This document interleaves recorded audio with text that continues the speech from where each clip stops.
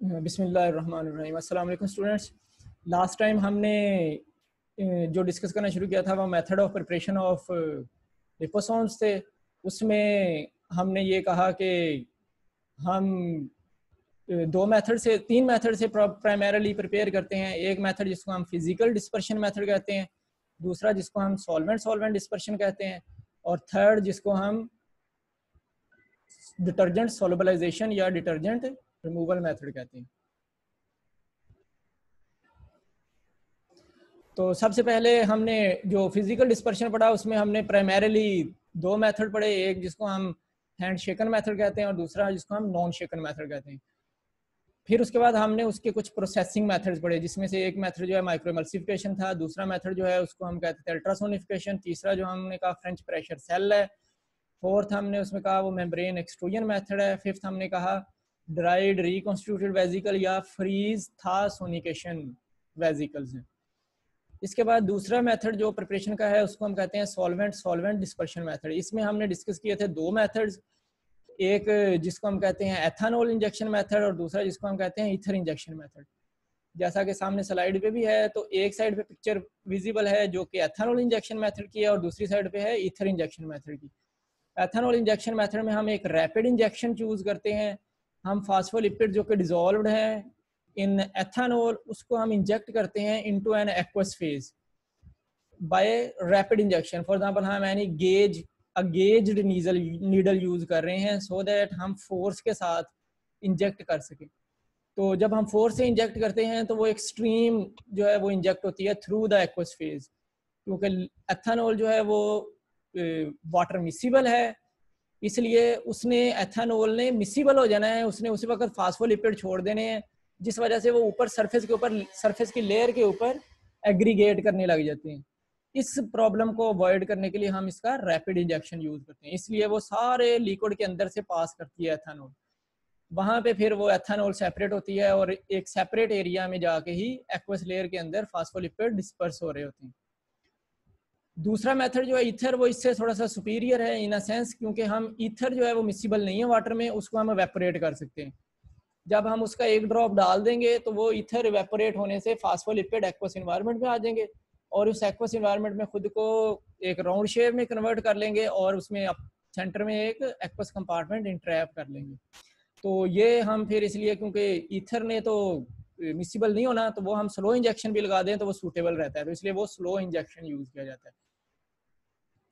तो अगर ये सामने विजिबल पिक्चर्स में अगर आप देखें तो उसमें ये वाला जो है ये एथानॉल इंजेक्शन मेथड है रैपिड इंजेक्शन का, और ये ईथर इंजेक्शन मेथड है। इसमें हमने 60 डिग्री सेंटीग्रेड मेंटेन किया हुआ है जो कि वेपोरेशन टेम्परेचर है ईथर का। जैसे ही एक ड्रॉप ईथर का फॉल करता है in this aqueous phase, due to presence of 60 degree centigrade the ether starts evaporating and phospholipids which were actually soluble in ether solvent, it will come in contact with water and that water will generate an environment which is not suitable for lipophilic part of the phospholipids, so they will arrange in a bilayer of phospholipids will be developed and aqueous compartment will be entrapped within that. So in this way we can prepare liposomes by solvent dispersion method using ether injection. One problem with this one ether injection method is that when a slow injection or a drop is falling on the surface of the aqueous environment, a drop of ether falling on the surface of water, then ether do not have a capability to penetrate through this solvent. Ether की वो penetration ability नहीं है solvent के अंदर, या ether का जो specific gravity है वो वाटर से ज्यादा नहीं है। उसकी स्पेसिफिक ग्रेविटी वाटर से ज्यादा ना होने की वजह से ईथर भी फ्लोट करने लग जाता है, यानी कि ईथर का ड्रॉप गिरा है वो फ्लोट करेगा on the surface of water. तो वाटर की सरफेस पे फ्लोट करने की वजह से, यानी कि वो यहाँ पे आ जाएगा इस सरफेस पे, तो फास्फोलिपिड जो वहां से वो, क्योंकि टेम्परेचर तो हमने 60 किया हुआ है तो वो तो इवेपोरेट कर देगा।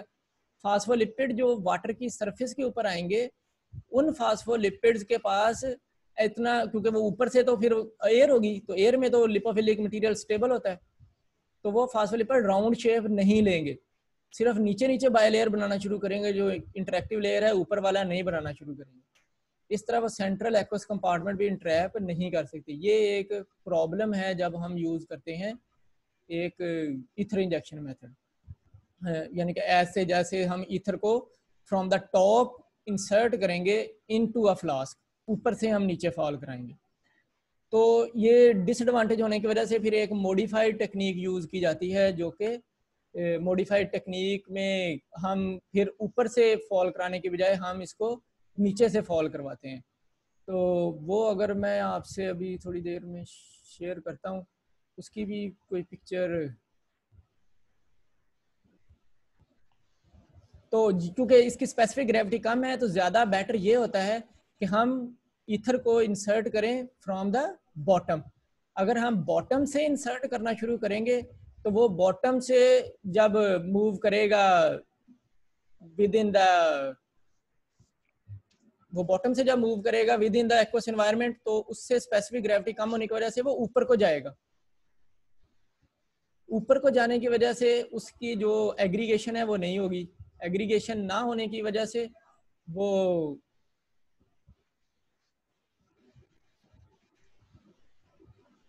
मैं ये एक मिनट, आप ये वाली पिक्चर में देखें अगर, तो इसमें आपको ये नज़र आ रहा है एक एक्वस कंपार्टमेंट का एक वेसल है जिसमें एक वाटर इनलेट लगा हुआ है, एक वाटर आउटलेट लगा हुआ है।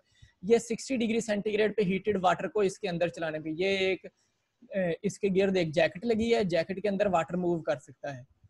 यानी कि इस वेसल के इर्द गिर्द एक जैकेट है जिसमें वाटर मूव कर सकता है।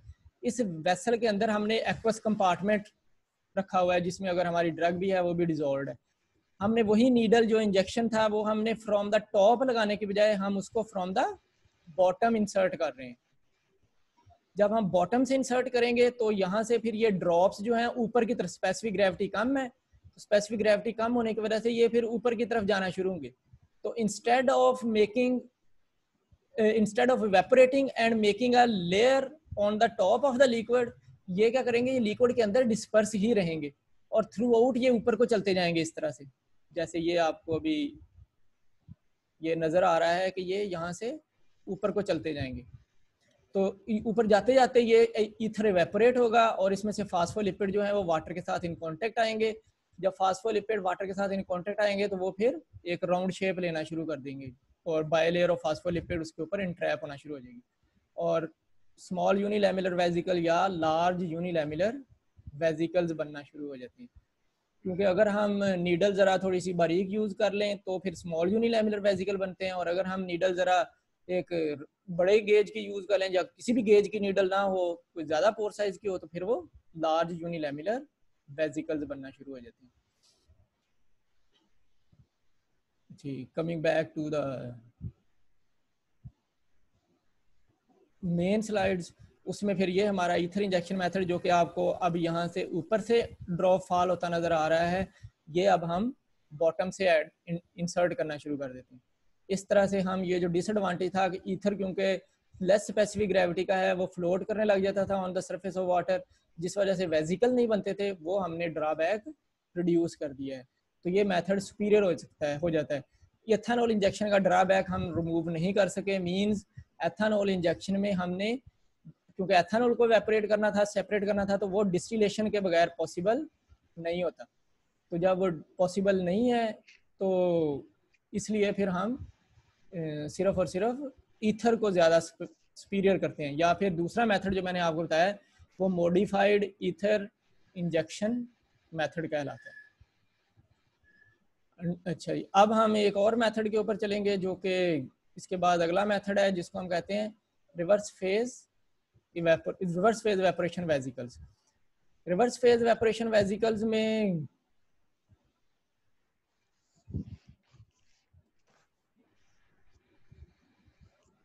ये मैंने एक डायग्राम आपके सामने शो की है जो कि पूरे प्रोसेस को डिमॉन्स्ट्रेट करेगी।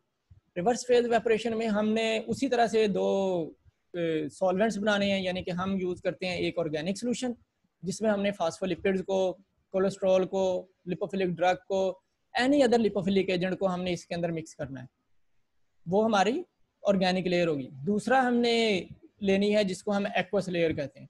उसमें हमने एक्वस लेयर बनानी है जिसमें फास्फेट बफर हो सकता है या कोई और सॉल्वेंट हो सकता है which is miscible with water, लेकिन वो लिपोफिलिक ना हो, वो हमारा हाइड्रोफिलिक सॉल्वेंट होना चाहिए या डिसोसिएटिंग सॉल्वेंट होना चाहिए। तो फॉर एग्जांपल हमने एक फॉस्फेट बफर ले लिया जिसमें ड्रग हमारी सॉल्युबल है, तो वो हमारा एक्वस सोल्यूशन हो गया। हमने लिपिड को डिस्पर्स किया इन एन एक्वस सोल्यूशन, तो वो सोनिकेट करेंगे हम उसको, तो वो डिस्पर्शन बहुत यूनिफॉर्म होगी, बहुत स्मॉलर होगी।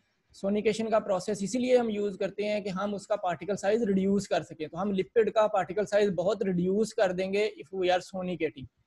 तो ये हमारे दो solution, lipid in organic phase, जो कि एक्चुअली वाटर में आना है, तो इसलिए ये क्योंकि डायग्राम मैंने उसी बुक में से ली है जो मैंने आपको रेफर की हुई है, तो इसलिए उस बुक में इसी तरह के वर्ड्स में लिखा हुआ है। तो नॉर्मली लिपिड हम लेना है इन एन ऑर्गेनिक सॉल्वेंट और एक्वस फेज हमने लेना है दूसरा।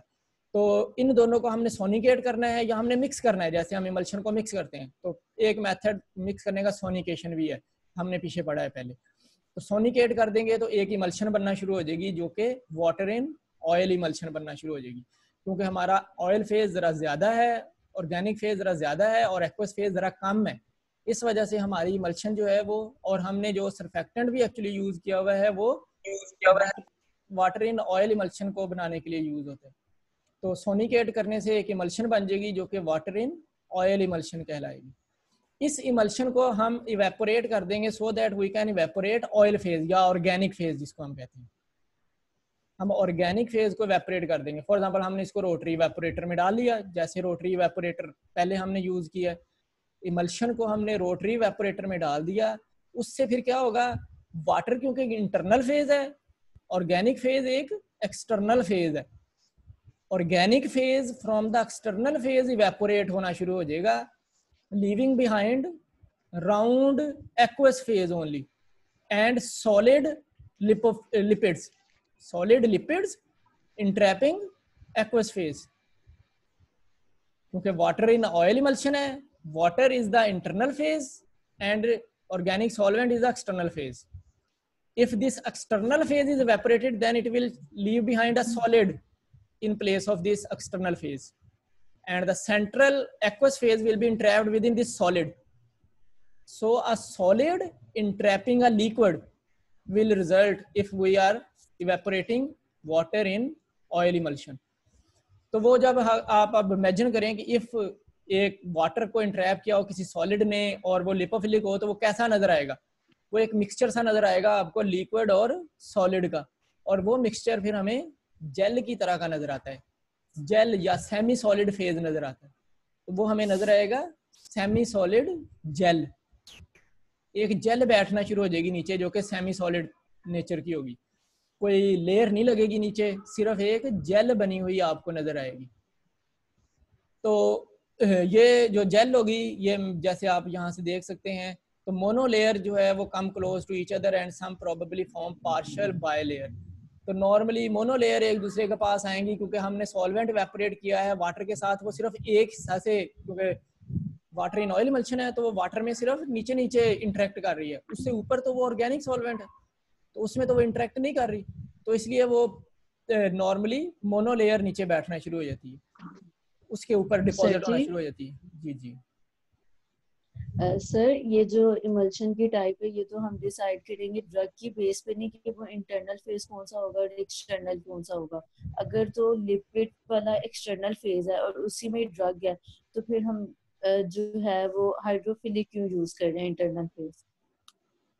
नहीं, जरूरी तो नहीं हमने, हाँ जी, ये एक बात समझने की है कि जो हमारे लिपोसोम्स हैं या नायोसोम्स भी हम आगे पढ़ेंगे, इनमें जरूरी नहीं है कि हम सिर्फ एक ही ड्रग ऐड करेंगे जो कि हमारी एक्वस सॉल्युबल है, हाइड्रोफिलिक है, हम इसमें लिपोफिलिक ड्रग भी डाल सकते हैं।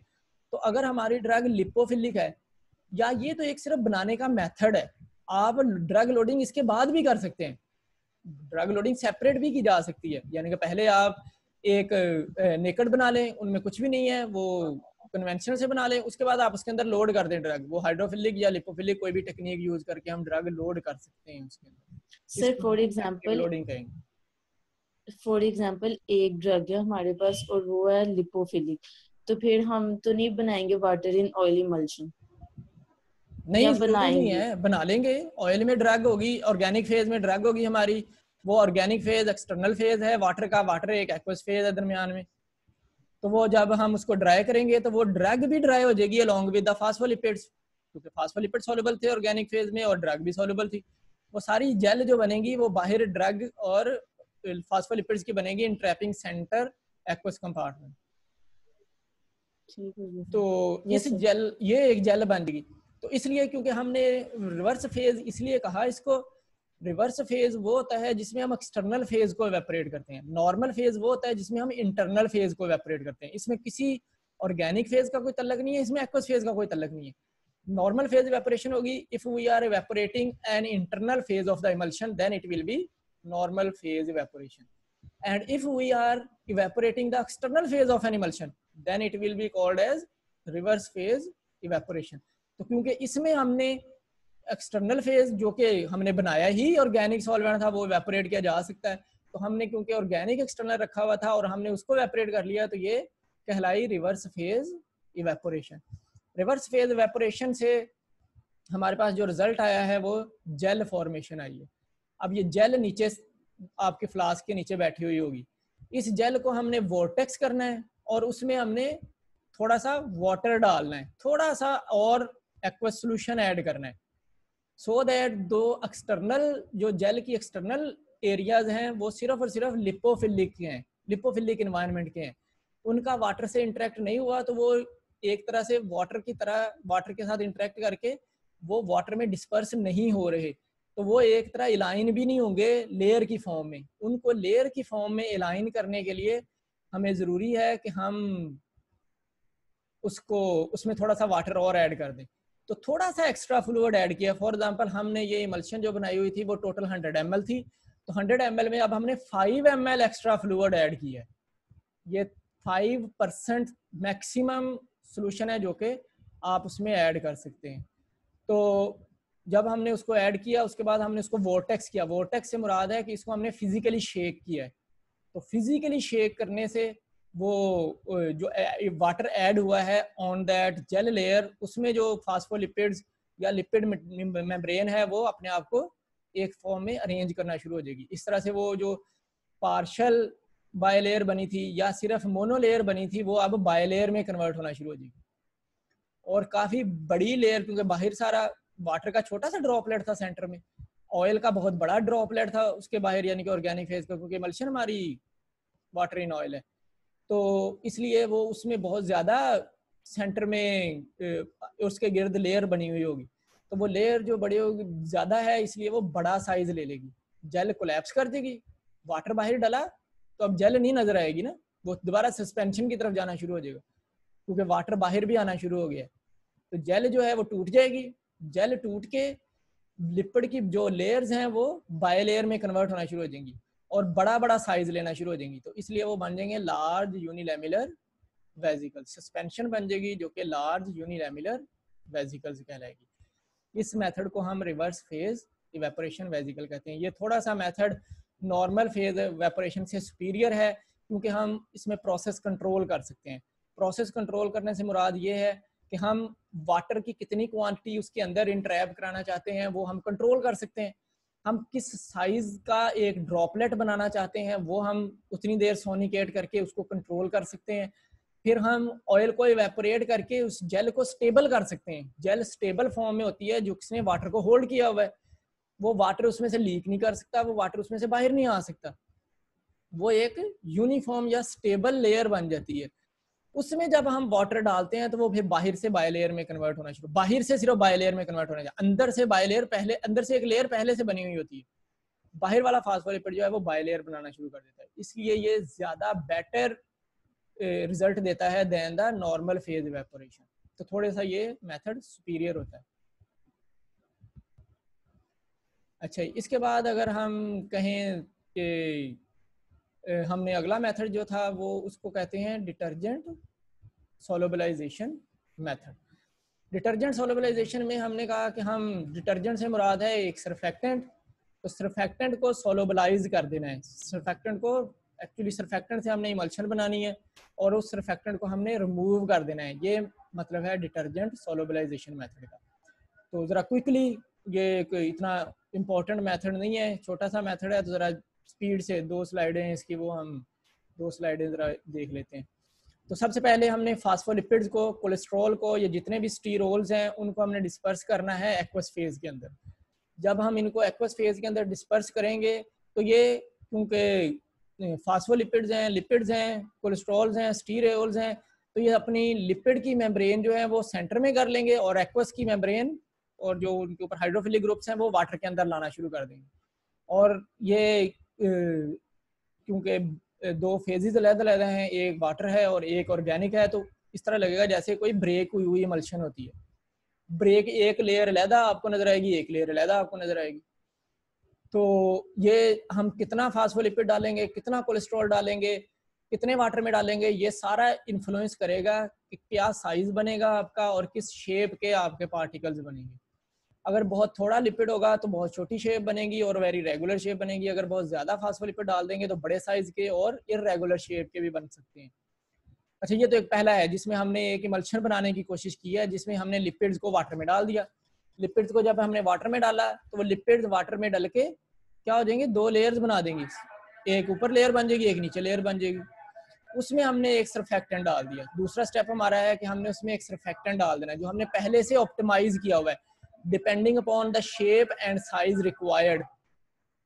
किस तरह का शेप और किस तरह का साइज चाहिए उसके ऊपर बेस्ड हमने क्वांटिटी ऑप्टिमाइज की हुई है कि हमने डिटर्जेंट डाला। फॉर एग्जांपल मैंने लिख दिया CMC, हमने एक सर्फेक्टेंट डाल दी। कोई भी डाल सकते हैं, जरूरी नहीं है ये CMC एक यूनिवर्सल एग्जांपल है, कोई यूनिवर्सल एग्जांपल नहीं है। कोई भी हमने सर्फेक्टेंट डाल दिया जो कि ऑप्टिमाइज किया हुआ है so that we can attain a shape and size.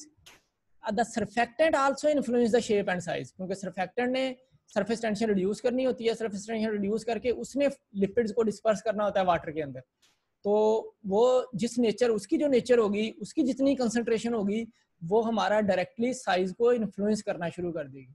तो इसलिए हम फिर एक ऑप्टिमाइज्ड क्वांटिटी का सर्फेक्टेंट, जिसकी फिर एक क्वांटिटी भी ऑप्टिमाइज्ड है और उसकी नेचर भी ऑप्टिमाइज्ड है कि वो हमें जिस तरह के फास्फोलिपिड रिक्वायर्ड है वो हमने डाल दिया।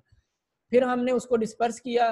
तो जैसे हम सर्फेक्टेंट से इमल्शन बनाते हैं तो वो माइसेल्स बनना शुरू होते हैं। माइसेल्स वो होते हैं जिसमें हमने कहा कि एक जो सर्फेक्टेंट्स हैं वो डिस्पर्स होना शुरू हो जाता होता है वाटर में इन एग्रीगेटेड फॉर्म। तो वो एग्रीगेटेड राउंड फॉर्म होती है, वो राउंड फॉर्म को हम माइसेल्स कहते हैं। तो ये जो फास्फोलिपिड को लेके जो कि लिपिड फॉर्म है उसको एसोसिएट कर लेगा हमारा सर्फेक्टेंट और इधर से वाटर को एसोसिएट कर लेगा अपने साथ और वो डिस्पर्स होना शुरू हो जाएगा इन फॉर्म ऑफ माइसेल्स। और ये जो माइसेल्स एक्चुअली होंगे वो एक साइड से लिपिड है और एक साइड से वो वाटर है। इसकी 2 लेयर्स बनना शुरू हो जाएंगी, बायलेयर्ड माइसेल्स बनना शुरू हो जाएंगी।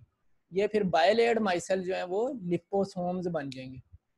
माइसेल्स बनेंगे, माइसेल्स क्योंकि होते हैं डिस्पर्शन ऑफ सर्फेक्टेंट। तो सर्फेक्टेंट का एक पार्ट हाइड्रोफिलिक है और एक पार्ट जो है वो लिपोफिलिक है।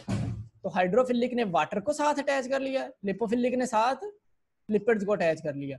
ये एक सर्फेक्टेंट इस तरह से अब लग गया, इनकी डिस्पर्शन हो गई, ये राउंड हो गया, इस तरह राउंड शेप ले ली, ये सेंट्रल शेप हो गई, इसमें अंदर वाटर और बाहर लिपिड। फिर इसी तरह से दूसरे आए, उनके बाहर जो है वो लिपिड और उसके एक्सटर्नल भी वाटर इंट्रैप हो गया। तो इस तरह से एक बायलेयर बनना शुरू हो जाएगी, ये लिपोसोम्स कहलाएंगे। ये जो इंटरेक्शन है डिटर्जेंट का लिपिड बायलेयर के साथ वो इस तरह से 3 स्टेजेस का है जो मैं अभी आपको समझा रहा था। उसमें जब लो कंसंट्रेशन ऑफ डिटर्जेंट होती है तो वो वाटर और लिपिड के दरमियान इंटरेक्ट करना शुरू होती है, यानी कि उनका एक इक्विलिब्रियम बनना शुरू होता है वाटर और लिपिड्स के दरमियान। ये फर्स्ट स्टेज है। जब एक क्रिटिकल कंसंट्रेशन जिसको हम CMC कहते हैं, CMC यानी कि क्रिटिकल माइसलर कंसंट्रेशन अटेन जब हो जाती है तो वो मेम्ब्रेन स्ट्रक्चर जो है वो ग्रेजुअली माइसेल्स में कन्वर्ट होना शुरू हो जाती है। जो सारे फिर होते हैं वो माइसेल्स बनना शुरू हो जाते हैं। तो फिर माइसेल्स मिक्स होना शुरू हो जाते हैं। तीसरी स्टेज पे वो सारे माइसेल्स जब मिक्स होना शुरू होते हैं तो वो मिक्स होके 2 माइसेल्स आपस में मिक्स होते हैं तो वो बायलेयर बनाना शुरू कर देते हैं। तो ये 3 स्टेप प्रोसेस है इंटरेक्शन का डिटर्जेंट का विद लिपिड बायलेयर्स। अच्छा, इसके बाद क्योंकि डिटर्जेंट रिमूवल मेथड है तो उसको हमने रिमूव भी करना है। तो रिमूव करने के कोई स्टेजेस था अभी स्टेजेस मैंने समझाई है ना आपको। 3 स्टेजेस हैं। पहले स्टेज ये है कि हमने जब सरफेक्टेंट ऐड किया है तो वो सरफेक्टेंट में ऑयल और वाटर जो है उनके दरमियान सरफेक्टेंट इंटरेक्ट करना शुरू हो गया, एक साइड पे वाटर लग गया, एक साइड पे ऑयल लग गया। ये फर्स्ट स्टेज है। सेकंड स्टेज ये है कि उसकी क्वांटिटी जब सरफेक्टेंट की बढ़ती गई, ये लो क्वांटिटी ऑफ सरफेक्टेंट थी, सरफेक्टेंट बढ़ता गया तो उसने माइसेल बनाने शुरू कर दिए, उसने एक एग्रीगेशन बनाना शुरू कर दी। और तीसरे पे जब उसकी क्वांटिटी एक ऑप्टिमाइज अटेन हो गई CMC, फिर जब हमने उनको डिस्पर्स किया तो माइसेल आपस में इंटरेक्ट करना शुरू हुए। उस इंटरेक्शन की वजह से दो माइसेल जब आपस में इंटरेक्ट करेंगे तो वो बाय लेयर बनाना शुरू कर देंगे। ये 3 स्टेज इमल्शन का और सरफेक्टेंट का इंटरेक्शन है। इसको हम ओके सर। हाँ जी, इसको रिमूव करना है तो उसके लिए कोई भी मेथड यूज किया जा सकता है। फॉर एग्जांपल मैंने यहाँ 2 मेथड लिखे हैं, एक डायलिसिस कहलाता है, एक कॉलम क्रोमेटोग्राफी कहलाती है। डायलिसिस में हम मेम्ब्रेन्स यूज करते हैं। डायलिसिस मेम्ब्रेन्स, उसमें से जो पार्टिकल उस मेम्ब्रेन से छोटा होता है वो गुजर जाता है, जो पार्टिकल उससे बड़ा होता है वो उसमें से पास नहीं कर सकता। तो माइसेल्स में से जो माइसेल्स हैं उनको डायलिसिस से हम कंसंट्रेशन डिटर्जेंट की लोअर कर सकते हैं इस लिपोसोम्स में, क्योंकि लिपोसोम्स को हमने सरफेक्टेंट से बनाया है। तो सरफेक्टेंट का साइज बड़ा होता है, लिपोसोम अब बन गया तो वो सरफेक्टेंट लिपोसोम को लीव कर देता है, तो वो सरफेक्टेंट का साइज बड़ा होता है, वो फिर यहाँ से गुजरता नहीं है। जैसे अगर सरफेक्टेंट हम चूज करते हैं सोडियम कोलेट या ऑक्टाइल ग्लूकोसाइड, ये सरफेक्टेंट जो है वो रिमूव किए जा सकते हैं बाय डायलिसिस मेथड। इस तरह कॉलम क्रोमेटोग्राफी में सेफाडेक्स G25 कॉलम सैचुरेटेड होता है विद लिपिड्स, वो हम यूज करते हैं। तो उसमें हम ये लिपोसोम्स इस कॉलम में से गुजार देते हैं, तो जब इसमें से गुजार देते हैं तो वो फिर सरफेक्टेंट को पकड़ लेता है, बाकी लिपोसोम को आगे गुजार देता है। जैसे फॉर एग्जांपल सोडियम डीऑक्सीकोलेट सरफेक्टेंट। तो ओके बच्चों, जज़ाकल्लाह, टाइम खत्म हो रहा है। इंशाल्लाह अगले लेक्चर में फिर मुलाकात होगी। क्वेश्चंस हो तो वो आप व्हाट्सएप पे मेरे साथ पूछ सकते हैं। सर जी 2 मिनट, 1 सेकंड, 2 मिनट। ये डायलिसिस वाली क्या बात हुई है कि हमने जो हमने बनाया राइबोसोम्स वगैरह